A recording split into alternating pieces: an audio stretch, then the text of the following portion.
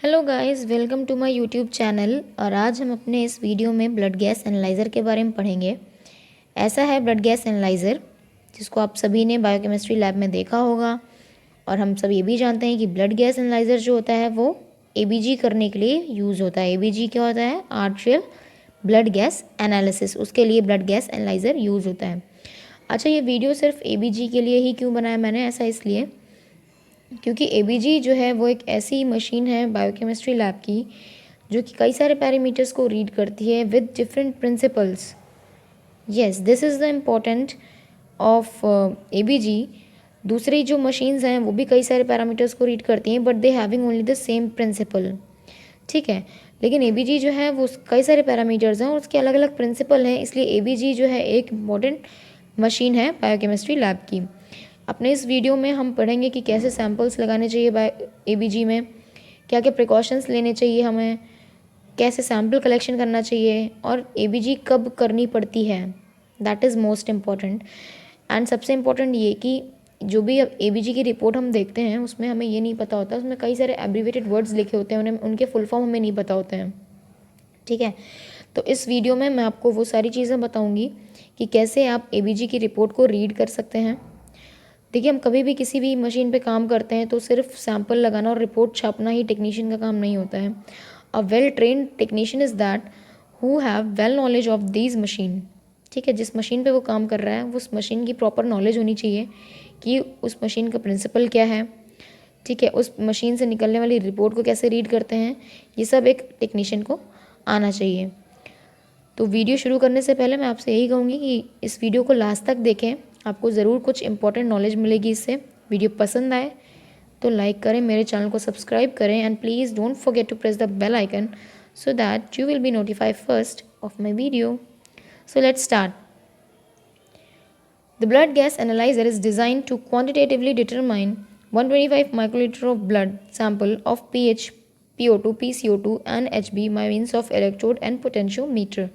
Blood gas analyser जो है इस तरीके से डिज़ाइन किया था ताकि वो क्वांटिटेटिवली डिटरमाइन करे 125 माइक्रोलीटर ऑफ ब्लड। यहाँ पे जो क्वांटिटी लिखी हुई है ना 125 माइक्रोलीटर, अब क्या है कि और भी एडवांस टेक्निक्स आ गई हैं जिसकी वजह से मशीन्स जो हैं वो और भी लेस अमाउंट का सैंपल लेती हैं। मे बी 50 to 70 माइक्रोलीटर्स भी कुछ मशीन्स सैंपल लेती हैं।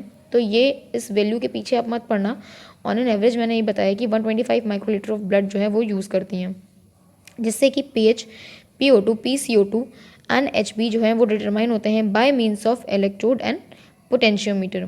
इन some instrument a single blood sample is in contact with pH, PCO2, PO2 electrode simultaneously. कुछ मशीन्स इंस्ट्रूमेंट में क्या होता है कि सिंगल ब्लड सैंपल जो होता है जो कि पीएच, PCO2, PO2 को की मेज़र करता है वैल्यू बाय सेम इलेक्ट्रोड। लेकिन कुछ में क्या होता है कि इलेक्ट्रोड जो होते हैं वो अलग होते हैं। ठीक है, in other the electrode are in contact with separate sub sampling की जाती है उसमें। Now we will talk about this sample. Any heparinized whole blood sample including capillary blood can be used. Measurement of blood gases is usually done in arterial blood sample which is essential for evaluation of oxygen transport. कोई भी heparinized whole blood sample use कर सकते हैं, capillary sample use कर सकते हैं। Measurement जब होता है ब्लड गैसेस का तो आर्ट्रियल सैंपल ही यूज़ किया जाता है। क्यों? क्योंकि उसमें ऑक्सीजन ट्रांसपोर्ट जो होता है वो ज़्यादा अच्छा होता है। Venous blood sample, however, is usually adequate for evaluation of acid-base disorders. Acid-basis disorders के लिए हम वीनस ब्लड को प्रेफर करते हैं, लेकिन जब हम गैसेस के एनालिसिस करते हैं तो उसके लिए आर्ट्रियल ब्लड ही लेते हैं। नेक्स्ट पॉइंट है H plus concentration and PCO2 values are normally slightly higher in venous blood than arterial. Common sense की बात है कि एच प्लस कंसनट्रेशन और PCO2 जो है वो वीनस ब्लड में ज़्यादा होगा as compare to arterial blood, क्योंकि आर्ट्रियल ब्लड का मतलब ही है pure blood, oxygenated blood. It means उसमें ऑक्सीजन ज़्यादा होगा। Tourniquet should not be used and plunger should not be pulled to withdraw the blood. Tourniquet को यूज़ नहीं करेंगे और प्लंगर को भी पुल्ड नहीं करेंगे ब्लड निकालने के लिए। Arterial blood pressure should be allowed to push the plunger and fill the syringe with blood. Arterial blood pressure ही अलाउ करेगा प्लंगर से ताकि ब्लड जो है वो सिरिंज में जाए सीधे। ऐसा इसलिए because this is necessary to avoid the mixing of blood in syringe, जिससे कि ब्लड की सिरिंज में एयर की सिरिंज में मिक्सिंग ना हो। एबीजी में ये बहुत इंपॉर्टेंट है कि जो भी आप सैंपल कलेक्ट कर रहे हो उसको एयर के कांटेक्ट में नहीं आना है। क्यों? क्योंकि उससे हम PCO2 PO2 सब कुछ मेज़र करेंगे, और अगर ऑक्सीजन के कांटेक्ट में आपका ब्लड जो है वो एयर के कांटेक्ट में आ जाएगा तो उससे वैल्यू जो है फिर वो वेरी कर जाती है। ठीक है, आगे बढ़ते हैं। नेक्स्ट पॉइंट है कि collecting the venous blood sample, tonic should be removed and no clenching of fist be done to promote blood sample withdraw as these decrease PO2 and pH। Venous blood collect करते समय हम tonic को remove कर देंगे और हम fist की clenching को अलाउ नहीं करेंगे। ऐसा करने से सैंपल में PO2 और pH की वैल्यू डिक्रीज कर जाती हैं। नेक्स्ट पॉइंट है कि sample should be analysed at the earliest and if necessary store at 0 to 4 degree Celsius maximum 1 hour। Sample को हम एनालाइज कर लेते हैं जितना जल्दी हो सके उतना जल्दी, और अगर ऐसा नहीं हो सकता तो 0 से 4 डिग्री सेल्सियस टेम्परेचर पर हम स्टोर करके for only 1 hour, that is important. ठीक है, उसके बाद हम उसको रीडअप कर सकते हैं। अब हम बात करते हैं प्रिंसिपल ऑफ पैरामीटर्स, यानी कि जो जो पैरामीटर्स हम चेक होते हैं इसमें उसमें क्या प्रिंसिपल अप्लाई होता है। सबसे पहला है pH. PH measuring system comprises of glass electrode, reference electrode and liquid junction between 2 electrode. यानी कि पीएच जो है वो सिंपली इलेक्ट्रोड जिसमें कि 2 इलेक्ट्रोड होते हैं, एक ग्लास इलेक्ट्रोड, रेफरेंस इलेक्ट्रोड जो कि लिक्विड के जंक्शन में होता है, उससे पीएच को हम मेज़र करते हैं। नेक्स्ट है PCO2 यानी कि partial carbon dioxide, which is measured by glass electrode placed in a weak bicarbonate buffer which is separated from the blood sample by a membrane permeable to CO2 in the specimen। PCO2 को measure करने के लिए glass electrode होता है, उसको एक week bicarbonate buffer में रखते हैं और उसको सेपरेट करते हैं ब्लड सैंपल से। उसमें जो मेम्ब्रेन होती है वो परमेबल होती है CO2 के लिए, तो जैसे ही हम ब्लड सैंपल अप्लाई करेंगे अमाउंट ऑफ CO2 उस मेम्ब्रेन से परमेबल हो जाएगी और उसकी क्वांटिटी मेज़र हो जाएगी। ठीक है, नेक्स्ट पॉइंट है PO2। PO2 का मेज़र करने के लिए सिंपल प्रिंसिपल है उसका, इलेक्ट्रोकेमिकल मेजरमेंट के थ्रू PO2 मेज़र होती है। नेक्स्ट है electrolyte, they are estimated by selective electrode base measurement.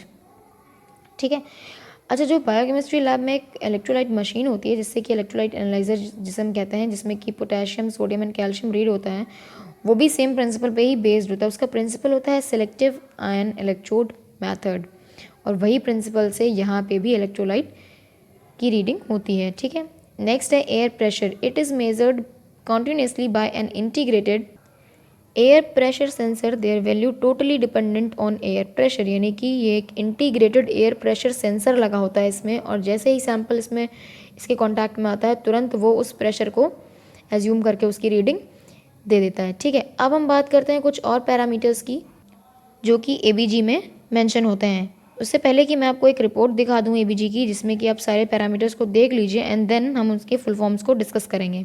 ठीक है, वीडियो को पॉज करके आप उस इमेज को अच्छे से देख सकते हैं।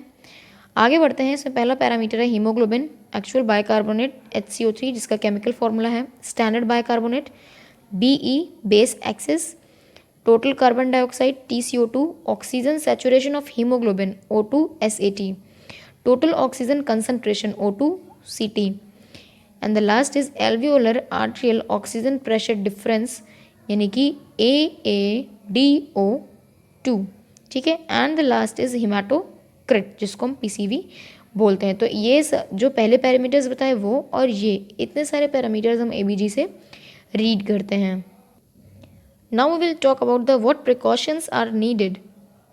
जब हम ABG में हम रिपोर्ट सैंपल को लगाते हैं तो क्या क्या प्रिकॉशंस हमें लेने चाहिए। पहला पॉइंट है sample should not be in direct contact with air, needle should be sealed and bent. हमने जब कभी भी देखा होगा कि ABG का सैंपल आता है, पहली बात तो ABG का सैंपल बहुत ही छोटी निडल यानी 2 ml वाली निडल में आता है। दूसरा, वो हेपेरानाइज्ड निडल होती हैं जिससे कि ब्लड क्लॉट ना हो। एंड तीसरी बात कि हमने ध्यान दिया होगा आप लोगों ने कि जब भी वो सैंपल आता है ABG का, उसमें निडल जो होती है वो आगे से बेंट होती है या वो किसी वैक्स से सील्ड होती है, इसलिए सील्ड या बेंट होती है ताकि वो सैंपल ऑक्सीजन के डायरेक्ट कांटेक्ट में ना आए। मैंने पहले ही आपको बताया कि अगर ABG का सैंपल एयर के डायरेक्ट कांटेक्ट में आ जाएगा तो फिर उसकी वैल्यू जो है वो डिफ़र कर जाएगी। नेक्स्ट पॉइंट है analyse the sample at the earliest at most with in 1 hour and store in freezer. यानी कि सैंपल आते ही उसको तुरंत एनालाइज करना है, और अगर किसी भी सिचुएशन में आपकी मशीन जो है कैलिब्रेशन मांगने लगती है अचानक से, तो उस केस में आप उस सैंपल को 0 to 4 डिग्री सेल्सियस पे तुरंत रखें ताकि उसके पैरामीटर्स में कुछ भी डिस्टर्बेंस ना हो, एंड देन हम उसको रीड करेंगे। नेक्स्ट पॉइंट है इसका कि sample should not B clotted. ये बहुत ही इंपॉर्टेंट पॉइंट है। ये सिर्फ एबीजी के लिए ही नहीं, ये प्रिकॉशन जो है वो हम सारी बायोकेमिस्ट्री की एडवांस्ड सेमी ऑटोमेटेड और फुली ऑटोमेटेड मशीन्स के लिए पॉइंट इंपॉर्टेंट है कि कभी भी हमें क्लॉटेड सैंपल नहीं लगाना। अगर हम क्लॉटेड सैंपल लगाएंगे मशीन तुरंत स्टॉप कर जाएगी, रीडिंग नहीं होगी, प्रोसेसिंग नहीं हो पाएगी और उसके बाद फिर कैलिब्रेशन और बहुत कुछ उसको करना पड़ता है, क्लीनिंग करनी पड़ती है। तो इसलिए क्लॉटेड सैंपल हमें किसी भी बायोकेमिस्ट्री लैब में किसी भी मशीन में नहीं अप्लाई करना है। आगे बढ़ते हैं। When ABG is required, ABG की ज़रूरत कब पड़ती है? हमें अगर कोई पूछ लेता है कि इस टेस्ट को कराने की क्या नीड है या किस केसेस में हम इसको अप्लाई इस टेस्ट को कराना चाहिए, तो शायद हमें नहीं पता होता है। इसको ध्यान से देखिए आप। पहला पॉइंट है इसका रेस्पिरेटरी फेल्योर, यानी कि जब सांस लेने में दिक्कत या बहुत ज़्यादा गहरी डीप ब्रीदिंग हो रही है, लंबी सांस आ रही है, किसी को सांस आ रही है, उस केस में रेस्पिरेटरी फेलियर कहते हैं। एनी सीवियर इलनेस विच में led to a metabolic acidosis. Metabolic acidosis का मतलब है cardiac failure, renal failure, liver failure या वेंटिलेटेड पेशेंट्स के केस में एबीजी रिक्वायर होती है, जिससे कि हम उसकी PCO2 और PO2 का लेवल जान सकें या कोई भी मेटाबॉलिक डिस्टर्बेंस आ रही है उसको हम पता कर सकें। नेक्स्ट है इसमें severely unwell patient from any cause, यानी कि कोई भी पेशेंट जो कि बहुत ही सीवियर सिचुएशन में है, जिनको काफ़ी ज़्यादा प्रॉब्लम हो रखी है, उनके लिए भी एबीजी जो है वो किया जाता है। ठीक है। अच्छा, एक चीज़ और यहाँ पे इंपॉर्टेंट है कि एबीजी का जो सैम्पल कलेक्शन होता है वो हमेशा आर्ट्रियल से ही करते हैं। मैंने बताया मोस्ट ऑफ इस केसेस में, क्योंकि एबीजी होता ही है ऑक्सीजन सैचुरेशन और कार्बन डाइऑक्साइड सैचुरेशन के लिए, तो उनका सैंपल हम आर्ट्रियल से लेते हैं। और आर्ट्रियल का सैंपल लेने का तरीका वीनस के सैंपल लेने के तरीके से बिल्कुल डिफरेंट है। इस इमेज को देख करके आप समझ सकते हैं कि what is the difference between arterial and venous blood collection. Venous blood जो होता है वो हम 20 to 25 डिग्री और मोस्ट ऑफन 30 डिग्री एंगल पर हम वीनस ब्लड कलेक्ट करते हैं। ठीक है। लेकिन आर्ट्रियल ब्लड कलेक्ट करने के लिए हम हमेशा 90 डिग्री पे ही निडल को पेनेट्रेट करते हैं। ठीक है। आर्ट्रियल ब्लड कलेक्शन जो है वो हमारा फेमोरल आर्टरी, ब्रैंकियल आर्टरी या ब्रैंकियल आर्टरी से कलेक्ट करते हैं हमेशा आर्ट्रियल सैंपल। और वीनस ब्लड का सैंपल हम मीडियन क्यूबाइटल या एंटी क्यूबाइटल वेन से हम कलेक्ट करते हैं। ठीक है। या हम कभी कभी कैपिलरी फिंगर प्रिक से भी हम उसका सैंपल कलेक्ट कर सकते हैं। तो ये काफ़ी इंपॉर्टेंट पॉइंट है कि आपको पता होना चाहिए कि एबीजी का सैंपल कलेक्शन जो है वो कैसे होता है, और ये क्वाइट डिफरेंट होता है एज़ कम्पेयर टू वीनस। और इसके कलेक्शन के लिए हमेशा ट्रेंड टेक्नीशियंस ही इस चीज़ का सैंपल कलेक्शन कर सकते हैं। ठीक है।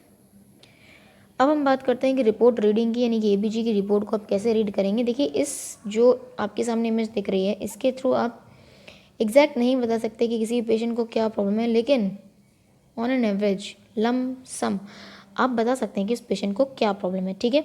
एक साइड मैंने ब्लड चेंज लिखा हुआ है, यानी कि ब्लड में फैक्टर्स के चेंजेस होते हैं, और दूसरी साइड हमने उसके डिसऑर्डर्स को डिस्कस किया है। पहला है इसमें PCO2 इंक्रीज़ कर रहा है और pH डिक्रीज़ कर रहा है। अब PCO2 यानी पार्शियल कार्बन डाइऑक्साइड इंक्रीज़ कर रहा है और pH डिक्रीज़ कर रहा है, तो ऐसे केसेस में डिसऑर्डर्स में हम बात करते हैं रेस्पिरेटरी एसिडोसिस की, यानी कि किसी की रिपोर्ट में अगर ऐसा वेरिएशन देखने को मिल रहा है तो उसको रेस्पिरेटरी एसिडोसिस हो सकता है या हुआ है। नेक्स्ट है कि PCO2 का डिक्रीज़ कर रहा है ग्राफ और pH का ग्राफ इंक्रीज़ कर रहा है, यानी कि उसको रेस्पिरेटरी एल्कलोसिस हुआ है। नेक्स्ट है बाइकार्बोनेट डिक्रीज़ कर रहे हैं और pH इंक्रीज़ कर रहे हैं। बाइकार्बोनेट की डिस्टर्बेंस को मेटाबॉलिक एसिडोसिस बोलते हैं। ठीक है। तो जब बाइकार्बोनेट में डिस्टर्बेंस होगा, यानी कि मेटाबॉलिक की बॉडी की मेटाबॉलिक जो है एक्टिविटी वो डिस्टर्ब हो गई, तो उसको मेटाबॉलिक एसिडोसिस कहेंगे। और अगर बाइकार्बोनेट्स बढ़ रहे हैं और pH डिक्रीज़ कर रहे हैं तो उसको मेटाबॉलिक एल्कलोसिस कहेंगे। इससे आप एग्जैक्ट किसी की रीडिंग रिपोर्ट को देख करके नहीं बता सकते हैं, लेकिन फिर भी आपको एक आइडिया मिल जाएगा कि इस पेशेंट को क्या प्रॉब्लम है। अच्छा, एक चीज़ और कि मेरे वीडियोज़ में आप जो एक्चुअल वैल्यू होती है ना, उस किसी पर्टिकुलर वैल्यू को लेकर के आप बोलते हैं कि ऐसा किसी में हमने गूगल पे ऐसा सर्च किया है, तो मैं आपसे एक बात कहना चाहूँगी कि इसकी जो वैल्यूज़ होती हैं उनको आप बिल्कुल लेके मत बैठा करो, क्योंकि वेरिएशन होता है। अगर आप गूगल से किसी चीज़ को पढ़ते हो, लॉट ऑफ वेरिएशंस, बहुत सारे वेरिएशंस आते हैं। आप किसी स्टैंडर्ड बुक को उठाइए, उसमें आप रीड करिए, उससे आपको आइडिया अच्छा मिलेगा, उससे आपको चीज़ें क्लियर होंगी कि कौन सा ज़्यादा सही है और कौन सा ज़्यादा सही नहीं है। और वैसे भी यहाँ पे जो वैल्यूज़ दिखाई जाती हैं वो ऑन एन एवरेज की वैल्यू होती हैं। हम कभी एग्जैक्ट नहीं बोल सकते कि किसी चीज़ के लिए ये फिक्स्ड वैल्यू ही है या इतनी ही होगी। क्यों? क्योंकि एडवांस टेक्नोलॉजी की वजह से हर चीज़ की क्वांटिटी लेस या मोर हो सकती है, तो वो आप कि उस चेंज को आप समझिए और हमेशा स्टैंडर्ड बुक से ही पढ़ने की कोशिश करें ताकि आपको वैल्यू का ज़्यादा प्रॉब्लम ना आए। और आप भी जब भी आंसर दें हमेशा ऑन एन एवरेज का ही आंसर दें, आप एग्जैक्ट किसी चीज़ को डिटरमाइन नहीं कर सकते हैं। ठीक है गाइस, तो वीडियो में कोई भी चीज़ ना समझ में आई हो उसको कमेंट सेक्शन में मेंशन करिएगा। नेक्स्ट टॉपिक क्या आपको पढ़ना है वो भी मेंशन करिएगा। वीडियो अच्छी लगे तो लाइक करिए, मेरे चैनल को सब्सक्राइब करिए। Thanks for watching.